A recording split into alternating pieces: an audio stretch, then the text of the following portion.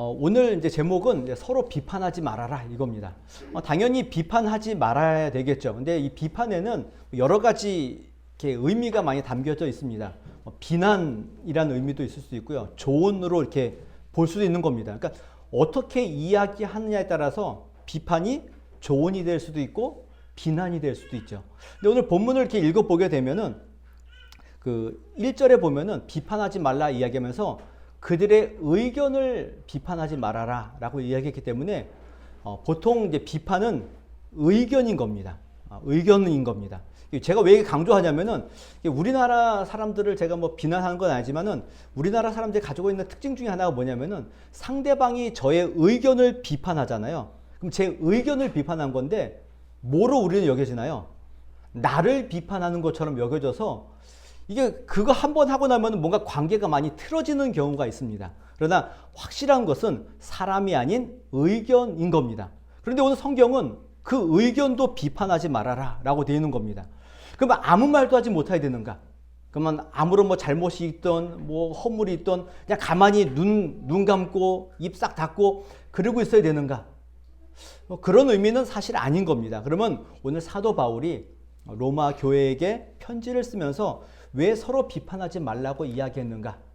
그 부분에 대해서 오늘 성경을 보면서 함께 확인해 보고 우리도 함께 적용해 보면서 어떤 비판을 우리가 하지 말아야 되는가? 그럼 비판하지 말고 뭘 해야 되는가? 오늘 이 부분에 대해서 함께 좀 살펴보도록 하겠습니다. 14장 1절에 이제 이렇게 시작합니다.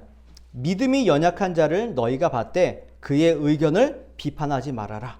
이렇게 시작합니다. 그러니까 비판하지 말라는 이 앞에 뭐가 선행되어 있죠?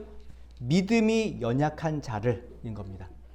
그러니까 지금 비판과 관계된 이야기는 그 사람이 어떤 것보다는 믿음과 관계된 문제인 겁니다. 근데 믿음이 강한 자가 있고 연약한 자가 있는 겁니다.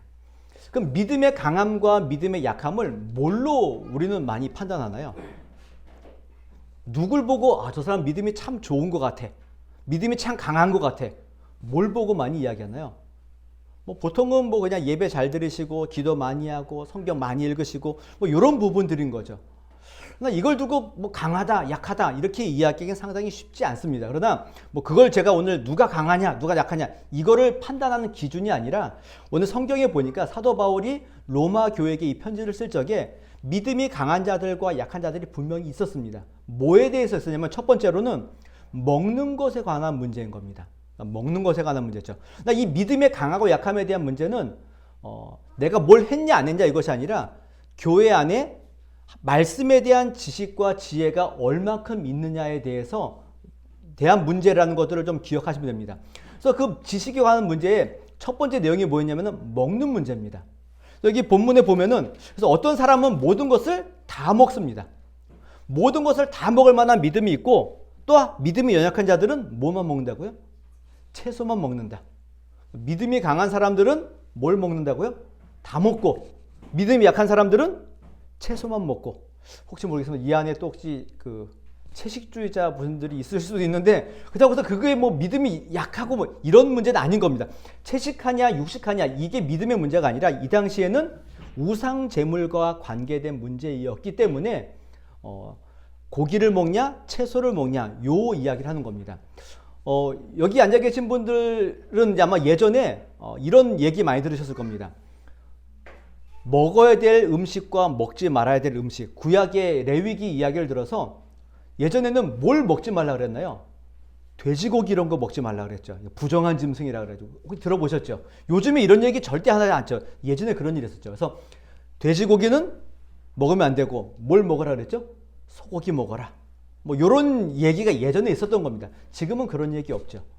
그럼 이 먹는 문제가 왜 중요했냐면은 모든 것을 다 먹는 사람들은 우상이라는 것이 없기 때문에 우상 제물에게 있던 없던 이것은 중요하지 않게 보는 거죠. 그러니까 연약한 자들은 이것이 우상 제물이고 또 성경에 보면 뭘 먹고 먹지 말라고 이야기했기 때문에 이 부분에 대해서 지키겠다는 겁니다. 그러면 믿음의 지식에 의해서는 모든 걸 다 먹는 사람이 좀 강해 보이는 거죠. 그런데 연약한 자들이 그런 얘기를 할 적에 그들을 비판하지 말라는 겁니다. 이걸 제가 오늘날로 이렇게 표현하면 마치 이런 거죠. 여러분, 선짓국 먹으면 됩니까? 안 됩니까? 선짓국 먹으면 되나요? 안 되나요? 되죠. 믿음이 강하신 분들만 여기 계시네요. 스테이크 먹을 적에 레어로 먹으면 됩니까? 안 됩니까? 쫙 잘랐더니 피가 쫙 나오는 겁니다. 먹으면 되나요? 안 되나요? 자, 이런 문제인 겁니다. 그러나 믿음이 연약한 자들이 구약 성경을 읽다가 성경에 보니까 피를 먹지 말라고 이야기했는데 어떻게 피를 먹을 수 있습니까? 목사님! 이러면 제가 어떻게 될까요? 아이고, 집사님 믿음이 약해서 그런다고. 그러면 되나요? 안 되나요? 안 되는 거죠. 그 이야기를 하는 겁니다. 저는 다 먹을 수 있습니다. 그러나 믿음이 연약한 자들이 그런 이야기를 할 적에 그거를 지적하지 말라는 겁니다. 그분에서 비판하지 말라는 겁니다. 바울이 또 두 번째 문제를 얘기합니다. 두 번째 문제는 뭐냐면 날에 대한 문제입니다. 날에 대한 문제. 어떤 날이 더 귀하고 어떤 날이 더 중요하고 어떤 날은 덜 귀하고 뭐 이런 게 있다는 겁니다. 그 당시로 보면은 유대인들이 있었기 때문에 유대인들은 우리가 이야기하는 주일이 아닌 어떤 날을 좀 더 중요시 여겼나요? 안식일이었기 때문에 토요일을 조금 더 중요하게 여겼죠. 주일날 예배를 드리긴 하지만은 그 습관이 있기 때문에 안식일을 조금 더 귀하게 여겨서 그날 뭐 장사도 안 하고 뭐 좀 이런 일들을 많이 했던 겁니다. 그래서 이 날에 대한 문제를 가지고 이 날은 귀하다, 중요하다라고 나누는 일들이 있었던 겁니다. 근데 믿는 사람들은 뭐 토요일 날이라고 해가지고 뭐 특별하지 않다는 거죠. 이 부분을 가지고 서로 비판하고 했던 일들이 있었던 겁니다. 그럼 이거를 오늘날 굳이 우리는 안식일과 관계없잖아요. 그러면 오늘날 이것을 우리에게 어떻게 적용해 볼까 할 적에 지금 이제 고난주간과 이제 부활주일이 얼마 남지 않았기 때문에 제가 요 얘기를 한번 예를 들어 볼게요. 주일이 52주가 있잖아요. 주일 예배 드릴 때 하고 부활주일하고 뭔가 좀 더 특별합니까?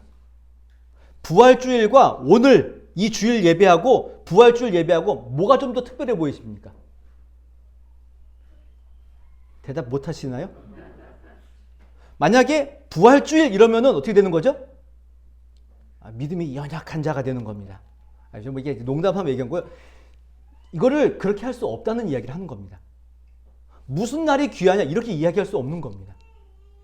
보통 고난주간에 보면은 그 고난주간 금요일날 저녁을 상당히 좀 이렇게 의미 있게 지내죠. 그래서 금요일날 금요기도회 때 막 성찬식도 하고, 왜냐면 그날 이렇게 절기에 따르면은 주님이 십자가에 죽으신 그 금요일이기 때문에 뭐 성금요일.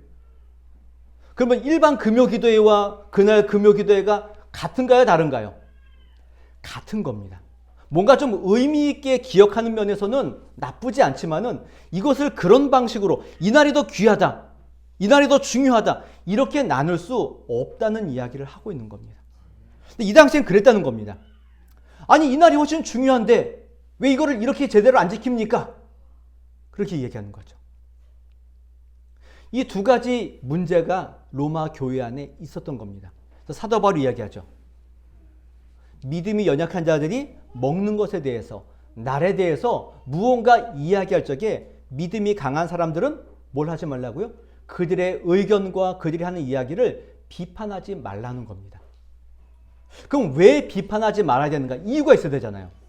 내가 강하니까 너 약하니까 내가 봐줄게. 이런 차원이 아닌 겁니다. 그러면 왜 그들을 비판하지 말아야 되는가라고 할 적에 바울은 오늘 두 가지를 얘기합니다. 첫 번째는 4절에 이렇게 얘기합니다. 남의 하인을 비판하는 너는 누구냐? 그가 서 있는 것이나 넘어지는 것이 자기 주인에게 있음에 그가 세움을 받으리니 이는 그를 세우시는 권능이 주께 있음이라. 첫 번째 대답이 뭐라고요? 그 연약한 자, 어찌 보면은 비판을 받을 수밖에 없는 의견을 가지고 있는 그 사람을 세우신 분이 누구라는 겁니까? 주님이시라고요. 그의 주인이 누구라고요? 주님이시라고요. 주인이 가만히 있는데 왜 똑같은 종들이 서로 비판하고 싸우냐 이렇게 얘기하는 겁니다. 그를 세우시는 분도 넘어지게 하는 분도 누구시라고요? 주님께 있다고요. 주님의 권능이 있기 때문에 그런 비판을 하지 말라는 겁니다. 그러니까 옳고 그름에 대한 이야기를 충분히 할 수 있죠. 그럼에도 불구하고 그의 주인이 하나님이시기 때문에 그에게 비판하지 말아라. 이게 첫 번째 이야기인 겁니다. 두 번째는 8절에 이렇게 얘기합니다. 우리가 잘 아는 이야기죠. 우리가 살아도 주를 위하여 살고 죽어도 주를 위하여 죽나니 그러므로 사나 죽으나 우리가 주의 것이로다. 우리 다 아는 이야기죠. 사나 죽으나 누구의 것이라고요? 주님의 것이라고. 이건 우리 어떤 신앙과 믿음의 다짐에 대한 문제가 아니라 지금 이건 뭐라고요? 비판과 관계된 문제라고요. 왜 이 이야기를 한 겁니까? 먹든 안 먹든 다 누굴 위해서 하는 겁니까? 주님을 위해서 한다는 겁니다. 채소만 먹는 사람들도 하나님의 말씀에 근거하여서 하나님의 말씀을 지키기 위한 방식을 가지고 그것을 먹고 안 먹는 것이지 이것이 자신의 어떤 뭐를 드러내기 위함이 아니라는 겁니다. 우리는 주님이 우리의 주인이시고 그 주인의 영광을 위해 사는 자들이기 때문에 먹던 안 먹던 다 주님의 위해서 한 것이라면은 그냥 놔두라는 겁니다. 이게 오늘 사도 바울이 로마 교회에게 하는 이야기인 겁니다. 어찌 보면 로마 교회가 다른 것들은 없지만은 지금 이런 문제를 가지고 교회 안에서 약간의 시기와 분쟁과 다툼이 있었던 거죠. 왜 주님을 향한 믿음이 있는데 왜 이런 거 가지고 비판하고 서로 싸우냐 이겁니다. 그러지 말아라. 너희의 모든 주인은 주님이시다. 주님의 것이기 때문에 주님을 의지해서 비판을 멈춰라. 그리고 모두가 다 주님을 위해서 한 일이니 그것을 서로 같이 인정하고 비판하지 말아라. 요 이야기를 지금 하고 있는 겁니다. 그리고 우리 모두 다가 하나님의 심판대 앞에 설 사람이니 우리가 서로를 심판해서는 안 된다. 이게 사도 바울이 비판하지 말라고 말하는 이유의 핵심은 바로 여기에 있습니다. 이래서 서로 비판하시면 안 되는 겁니다. 특별히 믿음이 강하다고 여기시는 그분들, 내가 말씀에 대한 지혜가 많다라고 여기시는 그분들은 연약한 자들의 그런 이야기들을 그냥 잘 지켜봐 주시고 기도해 주시고 비판하지 않는 일들이 필요한 겁니다. 그러면서 오늘 읽었던 본문에서 결론을 이렇게 내리죠. 그런즉 우리가 다시는 서로 비판하지 말고 도리어 부딪힐 것이나 거칠 것을 형제 앞에 두지 아니하도록 주의해라. 자, 이런 것들을 비판하지 말아야 되는 이유에 대해 설명한 다음에 마지막 권면하는 거죠. 그러니 다시는 서로 비판하지 말아라. 서로 하지 말라는 겁니다. 이게 왜 그러냐면은 믿음이 강한 자든 약한 자든 서로 본인이 가지고 있는 생각이 옳기 때문에 서로를 비판할 수밖에 없는 겁니다. 왜 그걸 하지? 왜 그걸 못하지? 이러는 거죠. 왜 그걸 못 먹어? 맞는 거죠. 왜 그거를 먹지? 그분의 입장에서 맞는 겁니다. 그러니 서로 비판하지 말아라. 요 이야기를 합니다. 그리고는 왜 비판하지 말아야 되느냐? 부딪힐 것이나 거치는 것을 형제 앞에 두지 말라는 겁니다. 서로 비판한다는 것은 부딪히고 거치는 것을 그들 앞에 놓는 겁니다. 그러니까 거치는 것과 부딪히는 것을 놓는다는 의미는 그들이 나아가지 못하도록 앞에 장애물과 올무를 놔두는 겁니다. 그럼 장애물과 올무를 놔둔다는 의미는 이 사람이 믿음과 신앙으로 나아가는 일을 막는 겁니다. 막는 거죠. 어찌 보면 믿음이 연약한 자든 강한 자들이건 주님을 위해서 열심히 전진해야 될 자들인데 서로 비판하는 그 일 때문에 뭐가 생긴다고요? 올무가 돼서 더 이상 전진하지 못하도록 막는 겁니다. 참 이게 쉽지 않습니다. 아마 교회 안에서 제가 예전에 몇 번 예를 든 것이 있는데 교회 오신 지 얼마 안 되신 분들 보면 어떻습니까? 뭔가 믿음이 충만하시고 열심히 충만하셔서 막 이것저것 막 하시죠. 근데 하다 보면은 실수를 하게 되고 뭔가 조금 부족한 것이 보일 수밖에 없습니다. 그럴 때 오래 다니신 분들이 그걸 보면 어떻습니까? 그분들이 하는 행동들을 보면은 다 옛날에 내가 했던 건데 그러면서 막 또 이렇게 좀 이렇게 보시면서 그들이 잘못한 거 있으면 어떻습니까? 이걸 이렇게 해야지 그렇게 하면 어떡해? 어찌 보면 당연히 할 수 있는 이야기일 수 있습니다. 그러나 그런 일들이 뭐가 된다고요? 그 초신자가 전진하고 나아가는 일들을 막는 것이 된다는 겁니다. 그의 진로를 막는 겁니다. 믿음과 신앙으로 전진한 것을 막는 겁니다. 이거는 초신자뿐만 아니라 오래되신 분도 마찬가지입니다. 내가 기껏 열심히 주님을 위해 열심히 일을 했는데 주변에서 누가 뭐라고 하면 어떻습니까? 기분이 확 상하죠. 그리고는 어떤 마음이 듭니까? 다시는 하나 봐라. 우리의 길을 막는 겁니다. 비판은 이런 겁니다. 그래서 비판하지 말라는 겁니다. 서로 비판하지 말라는 겁니다. 우리를 거치게 하고 부딪히게 하고 우리를 막고 나아가지 못하게 하는 그 일이 있다는 겁니다. 그래서 서로 하지 말라고, 또 이 일을 위해서 주의하라고.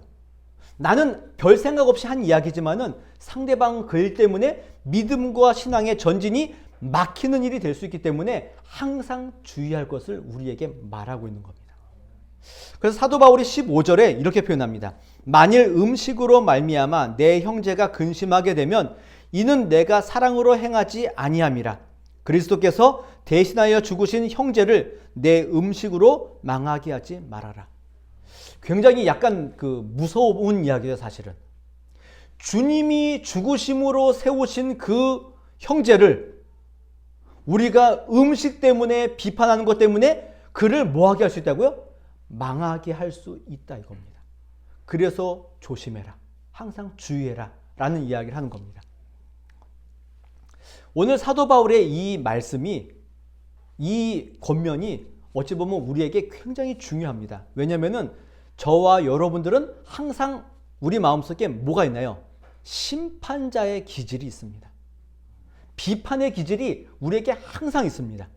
그래서 누군가가 나에게 뭔가 비판을 가해 오면은 어떻습니까? 우리도 그것을 받아내지 못하고 같이 쏘아붙이는 경향이 있습니다. 우리 방어 기질이 있죠, 항상. 비판하려고 하는. 그리고 이 비판이라는 게 어떤 면에서는 나를 높이고 내가 잘났음을 보여주는 수단이 되기도 합니다. 그래서 어떤 분이 그러더라고요. 유명해지려면은 뭐 하라 그러나요? 유명한 사람을 까라는 겁니다. 그러면은 유명해진대요. 세상 보면 맞지 않습니까? 내가 높이 쓰고 내가 잘 되기 위해서 잘 되는 사람을 어떻게 되나요? 끄집어 내려야죠. 비판해야죠. 그래야 내가 뜨게 되어져 있는 겁니다. 그럴 수 없는 겁니다. 우리는 항상 그런 비판 기질이 있습니다. 오죽했으면 예수님이 뭐라 그러시나요? 내 형제의 눈 속에 있는 티는 보고 내 눈 속에 있는 들보는 깨닫지 못하느냐. 우리 눈에 들보가 엄청 있는데 내 들보는 안 보이고 뭐만 보인다고요? 형제의 티만 보인다고요. 이게 우리의 기질입니다. 그래서 비판하는 일들을 삼가하시고 조심해야 될 이유가 여기에 있습니다. 사도 바울이 로마서를 쓸 적에 2장에 이런 표현을 합니다. 그러므로 남을 판단하는 사람아, 누구를 막론하고 내가 핑계하지 못할 것은 남을 판단하는 것으로 내가 너를 정죄함이니 판단하는 내가 같은 일을 행함이니라. 우리는 남을 비판하고 남 판단하는데 실제로 그 일을 누가 하고 있다고요? 내가 하고 있다고요. 내가 하고 있다고요. 그래서 보통 뭐라 그러나 이런 걸 가지고 내로남불 얘기하죠. 우리는 보통 이게 내로남불. 저 사람은 항상 자기는 못 보고 이랬다 저랬다 뭐 얘기하죠. 그런데 그 일을 누가 하고 있다고요? 내가 하고 있다고요. 근데 누구는 모르나요? 나만 모릅니다. 나만 모른다고요. 내가 어떤 사람의 단점과 그 사람의 잘못된 점을 막 이야기합니다. 너무 쉽죠. 그런데 실제로 그 일들을 누가 하고 있다고요? 내가 하고 있는데 나는 모르는 겁니다. 그래서 내가 열심히 비판하다 보면은 그 듣는 사람들이 뭐라 그러나요? 너도 그러는데? 그렇게 이야기한다는 겁니다. 이건 사실 제 이야기이기도 합니다. 제가 어떤 분들과 같이 이야기를 하다 보면은 그분이 막 뭐라고 얘기를 해요. 그냥 보면은 본인이 그렇게 하고 있어요. 그래서 속으로 그러죠. 들으면서. 너도 그래. 근데 그 일을 사실 알고 보면 누구도 한다고요? 저도 한다고요. 비판은 이런 겁니다. 그래서 항상 비판하는 일들을 할 적에 자기를 돌아보고 자신이 잘하고 있는지 못하는지를 확인하는 일들이 필요한 겁니다. 그래서 어떤 목사님이 이런 표현을 했습니다. 필수적인 것에는 일치를, 필수적인 건 뭘까요? 진리죠, 진리. 진리에 대해서는 일치하라는 겁니다. 그러니까 교회 안에서도 진리와 관계된 문제에 있어서는 당연히 비판하시고 이 부분에 대해서는 정지할 필요가 있습니다. 분명하게. 만약에 뭐 그 사람이 뭐 예수님이 하나님이 아닌 것 같아. 뭐 이런 얘기 했다면 어떻습니까? 그거에 대해서는 분명하게 이야기를 해줘야 되겠죠. 이거는 일치가 있어야 됩니다. 두 번째로 필수적인 것이 아닌 것, 진리가 아닌 것에는 뭘 하라고요? 자유를 주라는 겁니다. 그 자유에 대해서 비판하지 말라는 겁니다. 진리는 비판하되, 진리가 아닌 것에는 비판하되, 진리가 아닌 것에는 그 사람에게 자유를 주라는 겁니다. 고기를 먹을지 안 먹을지, 선지국을 먹을지 안 먹을지, 이거는 그분의 자유에 맡겨두라는 겁니다. 진리가 아니기 때문에 그렇습니다. 마지막으로 모든 것에는 사랑을 더하라 라는 겁니다. 굉장히 중요한 이야기 같습니다. 사도 바울이 지금 하고 있는 이야기는 두 번째 문제일 거죠. 진리가 아닌 문제, 먹느냐 안 먹느냐 이 부분에 대해서는 자유를 주고 그 사람의 의견에서 비판하지 말라는 겁니다. 내가 옳으니 넌 틀렸어 이러지 말라는 겁니다. 그래서 사도 바울이 하고 싶은 이야기 가운데 핵심 뭐죠? 믿음이 있다는 것을 전제하는 겁니다. 믿음이 약하고 강함은 있지만 믿음은 일치하고 있는 겁니다. 왜냐하면 그리스도로 말미암아 의롭게 된 우리의 믿음에 대해서는 일치를 봅니다. 그러나 그 다음의 문제, 이 믿음을 가지고 어떻게 살아가느냐의 문제에 있어서는 조금 다를 수 있고 조금 틀릴 수 있다는 겁니다. 그 부분에 대해서는 자유를 주라는 겁니다. 이 부분을 가지고 비판하지 말라는 겁니다. 서로 비판하지 마시라는 겁니다. 믿지 않는 자들이 믿는 자들을 비판하는 것들은 뭐 어쩔 수 없다 치지만 믿는 자들 안에서까지도 이런 비판을 하지 말라는 겁니다. 지금은 조금 이런 것이 많이 잠잠해졌는데 한 1, 2년 전까지만 해도 이 코로나 시국에 뭐로 인해서 서로 이렇게 비판이 오갔냐면은 주일 예배를 온라인으로 하느냐 현장 예배를 하느냐를 가지고 엄청난 그 시시비비가 있었습니다. 뭐가 맞냐? 뭐가 틀리냐? 여러분 뭐가 맞는 것 같습니까?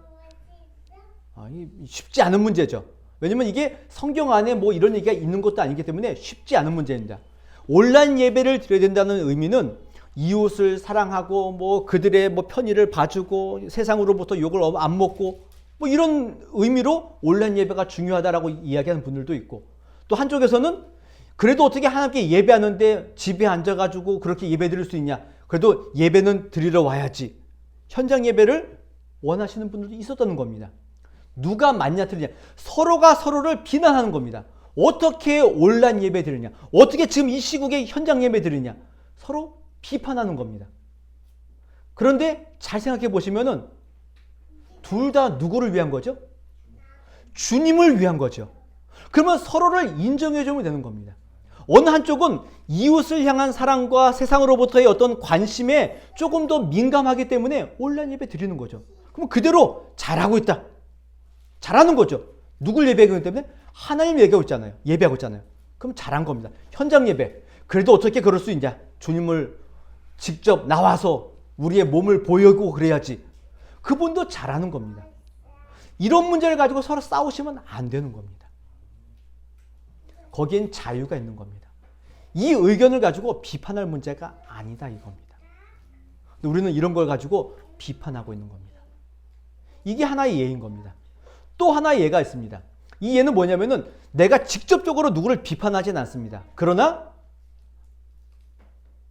내가 나만 옳다는 것들을 드러내는 하나의 방식일 수 있습니다. 제가 예전에 다니던 교회에서 이렇게 집으로 오는 때 보면은 그 옆에 한 교회가 있습니다. 그 교회에 전광판으로 교회를 소개했는데 그 교회가 어떻게 소개했냐면 이렇게 소개합니다. 재정이 투명한 교회. 이렇게 자기 교회를 소개한 겁니다. 그러면 그 교회는 재정이 투명하고 나머지 교회들은 재정이 안 투명한 교회인가요? 그러니까 워낙 교회가 이제 그런 면에 있어서 조금 욕을 얻어먹고 있다 보니까 우리는 그렇지 않다. 이렇게 표현하는 겁니다. 또 어느 교회는 상식이 통하는 교회. 그럼 나머지 교회들은 상식이 안 통하나요? 우리 교회는 다르다는 이야기를 하는 거죠. 우리는 재정이 투명하고 상식이 통하는 교회다. 다른 교회와 다르다 이겁니다. 그러나 그 이야기가 자신의 교회를 장점으로 드러내는과 동시에 뭘 얘기하는 건가요? 다른 모든 교회를 비판하는 거죠. 이럴 수 있는 겁니다. 이게 제가 교회를 예를 들었지만은 여러분도 마찬가지입니다. 교회 안에서 성도들과 이야기하다가 난 뭔 안 해. 그런 거는 옳지 않아. 그건 아닌 것 같아. 그렇게 하면 안 돼. 난 이렇게 살고 있어. 이 자체가 결국은 뭘 하는 건가요? 상대방에게 걸림돌이 되고 비판하는 일들이 되는 겁니다. 만약에 속회 모임에서 이렇게 막 예배 잘 드리고 뭐 예배 끝난 다음에 서로 같이 막 나눔하는데 어느 한 분이 이러는 겁니다. 나는 새벽 예배 안 하시는 분들을 이해할 수 없어.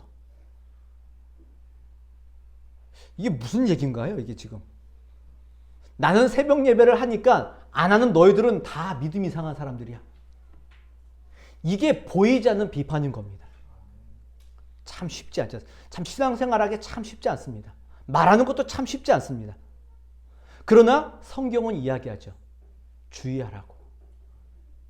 혹 내가 하는 그 이야기, 내가 하는 그 대화, 이 일들 때문에 상대방이 거침이 되고 부딪히는 것이 된다면은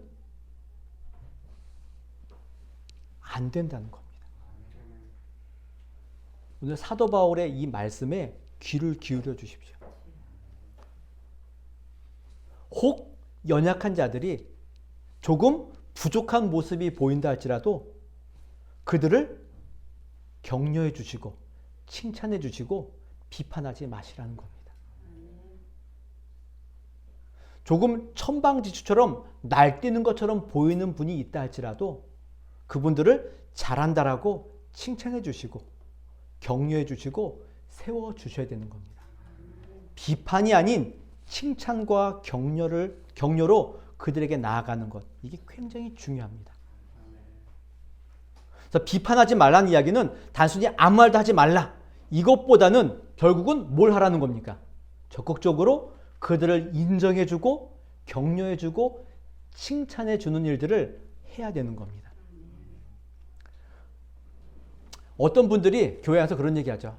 저는 이제 그만 이거 해야 될 것 같아요. 뭐 이거잖아요. 저는 제가 좀 부족해서 이 봉사를 그만둬야 될 것 같아요. 뭐 이런 얘기 많이 하시잖아요. 그렇죠? 교회에서 많이 하시잖아요. 그럼 제가 예전에 부목사 때 그분들에게 이야기합니다. 잘 못하시니까 잘하실 때까지 하시라고. 잘하시는 분이 있으면은 잘하시니까 더 열심히 하시라고. 이런 거죠. 우스개 이야기하지만은 이런 것들이 교회 안에서 필요하다는 겁니다. 비판은 서로가 서로를 향한 시기와 질투와 또 때로는 그 사람을 향한 미움과 이런 것들이 생기게 되지만은 칭찬과 격려는 그 사람으로 하여금 믿음이 점점 성장하도록 나아가는 동력이 되는 겁니다. 이 사실을 기억하시라는 겁니다. 그래서 항상 교회 안에서 또 성도들 간에서 비판이 아닌 칭찬과 격려가 있었으면 좋겠다는 겁니다. 또 한편으로는 이런 부분도 필요합니다. 다른 누군가가 나에게 비판을 가할 적에 어떻게 될까요? 그때 이 얘기하죠. 야, 성경에 비판하지 말라고 하는데 너 왜 나 비판해? 이게 아닌 겁니다. 이렇게 되면 안 되는 겁니다. 그것도 또 하나의 뭐가 되죠? 비판이 되죠. 그때는 기분이 나쁘지만은 어떻게 된다고요? 받으셔야 됩니다. 그냥 나에게 그런 부족한 면이 있었구나라고 인정해 주시고 그것을 받는 일들이 필요합니다. 근데 이 일이 사실 되게 쉽지 않습니다. 비판하고 뭔가 서운한 것을 얘기하는 것 자체가 너무 쉽지 않습니다.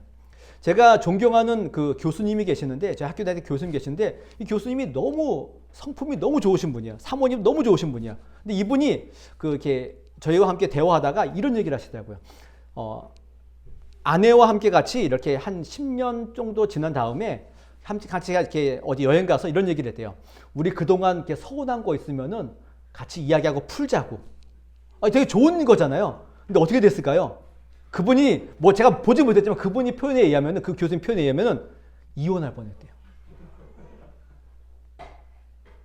가까운 사이여도 서운한 거 뭐 이런 거 얘기하면 어떻다고요?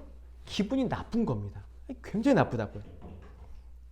목사님들의 어떤 특징 중에 하나가 뭐냐면은 본인의 설교에 대해서 누군가에게 좀 이렇게 좀 피드백을 받고 싶은데 사실 어렵잖아요. 그럼 누구에게 얘기할까요?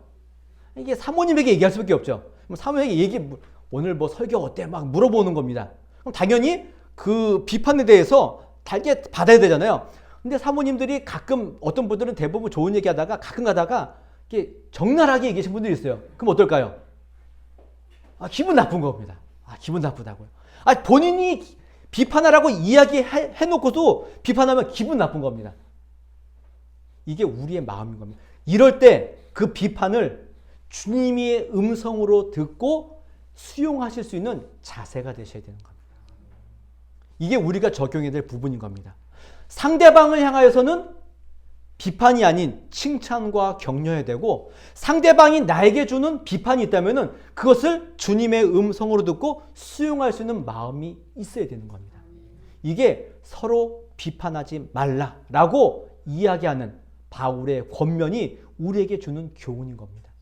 이 교훈을 따라서 교회 안에서 서로 비판하지 마시고 칭찬과 격려를 가지고 생활함으로 인해서 함께 같이 세움을 받고 함께 교회를 영광 가운데 주님께 올려드리시는 그런 신앙생활과 또 공동체가 되시는 은혜가 있기를 주님의 이름으로 부탁을 드리겠습니다.